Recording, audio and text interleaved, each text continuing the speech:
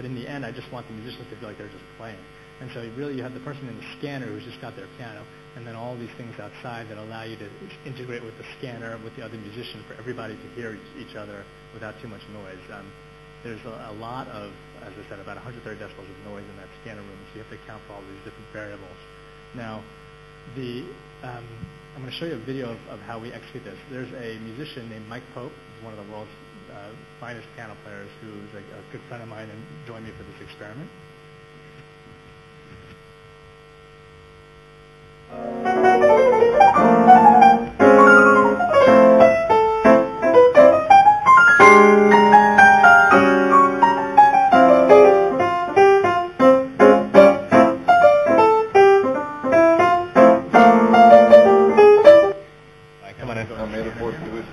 Nothing's in your pockets, right, Mike? No, nothing's in my pocket. Okay. You'll see him playing the scanner with his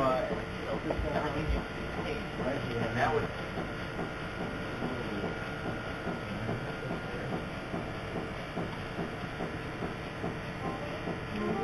I'm playing, he's listening.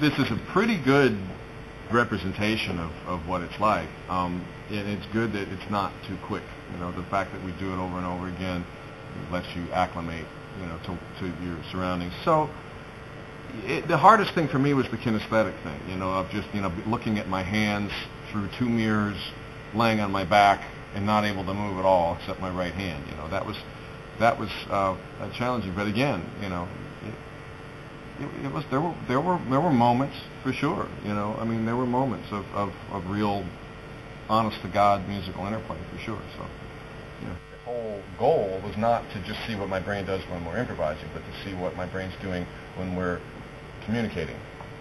So that was sort of, I mean, I saw that as, I mean, I might have played things much differently if I was just left to do whatever I felt like doing, but, you know, it's like having a conversation. I mean, there's subject matter. It doesn't make sense for me, and if I start talking about fixing my car right now, it's not going to make any sense. So we're having a conversation. So it's the same kind of thing. And so Mike assumes that it's like a conversation. And he presumes that. Musically, he knows that that's what's happening experientially, that for him, it's like having a conversation. And so we did a lot of work to try to see if there's any neurobiology to that. And so the first thing we did was we measured every note that was played by every musician, and we analyzed it for musical patterns that you see often in improvisation. So these are all kind of patterns that are played by any musician when they're improvising, you know, because it's not random playing. Okay, there's motivic development, there's inversion, contour, imitation, and we broke those down into sort of distribution of patterns. And then we did a statistical analysis of correlation between every note that was played with the scanner subject and the person that was interacting with them. The importance of this is twofold. First of all, it's important to suggest that the improvised conditions are improvised. Okay? Meaning they should be kind of unpredictable. They shouldn't be as tightly correlated as the control condition because you don't really know what's coming next. Yet, there should be some relationship between the two, or else one musician could be completely ignoring the other player and just playing whatever they want, and there would be no real interaction. And so the fact that there is statistical correlation between the two, but that it's not as tight as the control condition is actually quite important for us. And we also see that the amount of melodic complexity is higher for the jazz paradigm than for the scale paradigm, which is what you would expect. Now, after we did this, we then did the usual fMRI analysis where you look at all of the peaks of activity and you try to convert these into some meaningful images. Now, if you look at language areas of the brain, okay, let's just start at what we call traditional perisylvian language areas of the brain. Those are the areas of the brain that we think of as what are normally involved when you speak. We have here the Broca's area being more active during the improv condition than the memory condition in all conditions. And then the angular gyrus, which is a very intriguing thing, being less active than in the improv condition than the memorized condition. So what does this mean? Okay, so this is kind of the brain mapping of this. What I'm saying here is that when musicians start having a musical conversation that's improvised and interactive as opposed to just memorized, an amazing thing happens. language areas of the brain, traditional language areas of the brain, are being used for musicians to have this musical conversation. They're doing this without any words, okay? And they're not at any point reading anything, saying anything. It's strictly through music, yet we're having Broca's area strongly active for the improvised condition. The other thing that's very interesting is that this angular gyrus component of deactivation. So the angular gyrus is an interesting part of the language system. It's really part of the parietal cortex. But this part of the brain is involved in semantics, okay? Meaning the meaning of words. It helps us interpret what something means. There's also semantics transferred along the superior temporal gyrus, but that's really the acoustical analysis of semantics. This has to do with semantic cognition. Angular gyrus has to do with semantic cognition. Understanding the implications of what something means from a language perspective.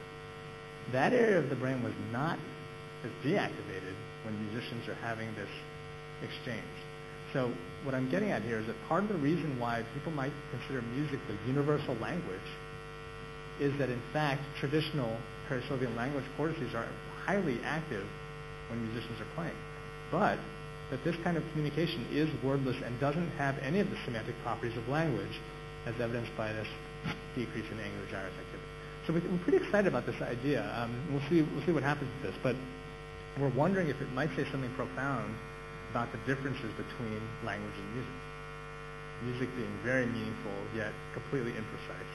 Language being very meaningful, but very precise. And so, once you start thinking about jazz and language, it's a pretty natural leap over to rap and hip-hop. Now, I don't know how much freestyle rap there is in Singapore. I think not as much as in Baltimore. And so one thing I've been doing lately in a project that can only be described as completely hilarious, my colleagues think I'm crazy. I've been infiltrating the hip-hop scene in Baltimore, and I'm bringing freestyle rappers to Hopkins and trying to measure what they do and bringing them to the brain scanner. And so it's really just been a very educational, enlightening experience. So for those of you that don't know about freestyle rap, it's a kind of music that's completely improvised with words. An amazing thing. Here's Mos Def. Brown skin, I be spinning fox and I be rocking it when I be in your vicinity. Raw style synergy, recognize symmetry. CogSci the engine me, broke them down chemically. Ain't the number 10 MC, talking about how when I be styled it like Kennedy, late like a 10 to 3. When I be, girls say, then I keep, cause it's just an heavy way out like Tennessee. Take me to a place called the VK without pause or delay. Get run like 10 relay. Don't deal with he say, she say. Ain't working for no cheap pay. The most deaf beat play. This what the streets say. Hey, Mr. DJ, play that devil Mogan. That jam got me open. Decided to break it broken. From front, side, to side, middle, the back. Never the whack. I come from Bed-Stuy Black. From Louis ABE to be exact. Brooklyn! Again, I think that's pretty amazing, but you might hate it. Now, the truth is it doesn't matter whether or not you hate it. You probably can't do it. And this is kind of, I have this argument with my dad all the time, like, well, what is that garbage? Like, let you try it, Dad. Here, I'll give you, I'll put a beat on. Let's hear your freestyle. And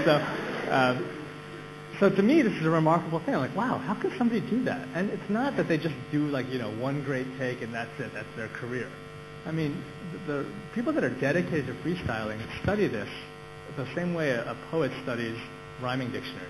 Right? It's in their blood. The rappers that I've met will freestyle all day long. All day long, I kid you not. Everything they see, everywhere we walk, everything they're looking at, everything they're touching, freestyle, everything. They could just talk in freestyle the whole way where we're driving. And so it was really, really, it was an amazing thing for me to learn. So I brought rappers. Now this is sort of a traditional subject slide. I basically brought rappers and had them memorize a novel rap that we composed in the lab, which was another story in and of itself. But this is really a better subject slide. These are the rappers that participated in my study. This person is Slick Vic. You'll hear about him later on. So Slick Vic is really interesting because when he had to clear Hopkins security, he had to sign his name. You know what he wrote? Slick Vic. Right? And so that's Slick Vic. Now this rapper is actually pretty interesting. He's a guy named A-Class. And A-Class is, he's Korean by ethnicity, was adopted by Caucasian parents in Baltimore, Maryland, United States, and is completely immersed in African-American hip-hop culture. He's the most culturally confused person I've ever met. And he is an amazing freestyler. For those of you that have strong stomachs and don't get squeamish, if you YouTube Grind Time, not right now, but if you YouTube Grind Time, A class, you listen to him battle somebody. It is vicious. Anyway, so all of these rappers came to my lab. They were all fantastic guys, really, really into this because they've always wanted to know. And they memorized, were kind enough to memorize this rap. And so this is the memorized rap that they did. Memory. Thump. The thump of the beat, and on the beat. The rhythm and rhyme that makes me complete. The climb is sublime when I'm on the mic. Spit lyrically hit you like a lightning strike. Search. I search for the truth in eternal quest. My passion now passion, you can see how I'm dressed. Psychopathic words in my head appear. Whisper these lyrics on the eye can hear. Art. The art of uncovering that which is hovering inside the mind. These things undefined. All these lyrics be spilling out like rain. I need a man to check my brain. Stop. Okay, so we had them do this over and over again, and we changed the beats on them. And you saw that there were certain words that were kind of being cued for them. In the memorized conditions, it's always these words that are being cued. In the experimental condition, we pull out 3 random words from here, or word stems, and we randomly give it to them something called the word game. And this is something that rappers do all the time, actually naturally, meaning a bunch of rappers get together, somebody will do a beat, or a beatboxer will do a beat, and somebody will feed them a word, and they'll have to freestyle the word in. So it's a very natural activity for rappers, which is, again, pretty important to me. And so this is what Slick Vic does with these 3 words, like, head, and not. Freestyle. Like. I'm like some kind of weird alien. This for the extraterrestrial celestial stage. Back in the days, I used to sit in pyramids and meditate with 2 microphones Head. over my head. See if I can still listen, spitting off the top and see what you getting. I teach the children in the back of the classroom about the plantations of apocalypse. Not. Not really though, cause I gotta keep it simple and give them the lyrics. Put you instrumental, playing Super Mario, or eating a chicken box. Stop. So again, I mean, it just blows my mind, like, that they can do this. It's like, I mean, I was laughing the whole way through. I mean, like, literally non-stop at what they were coming up with. They would put my name into the freestyle. I don't know if you know Sanjay Gupta with CNN. He came to watch one of these experiments, and the freestyler rapped Sanjay Gupta's name into the freestyle. Yeah. And so this is a video that actually shows how they do this. There's a fiber optic noise canceling microphone. And this is Emmanuel, who's a socially conscious rapper. He abhors violence in rap. And so you'll hear him freestyling the word spit. That was very short. Hold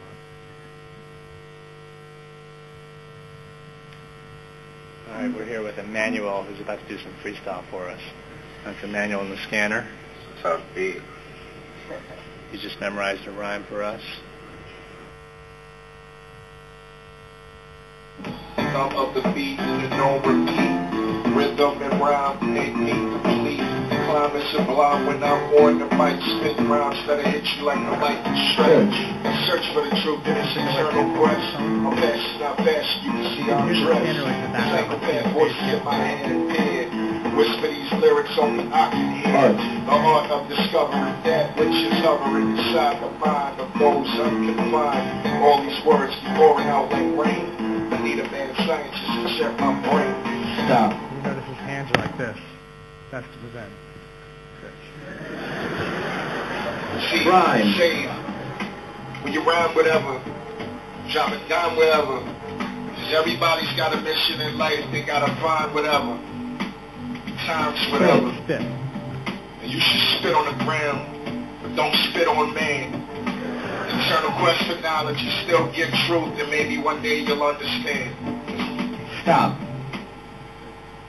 So then we looked at all the words that they said, the dinner bell. And so we looked at all the words that they did, and we analyzed the task. And yes, they were actually incorporating the cue word into the freestyle rap, and they were doing it really well. They were very accurate. And then we looked at the brain activity. I'm going to sort of jump to the summary image here. But basically, when a freestyle rapper switches from going memorized to improvised, some remarkable things happen. First of all, even though the control condition is a highly involved language task, much more language area is revealed when you're freestyling. Second thing is that there's this prefrontal deactivation that's taking place that we think, again, is related to what's happening in jazz musicians that are involved in a state of flow. And these rappers clearly enter a state of flow, and we think, because we've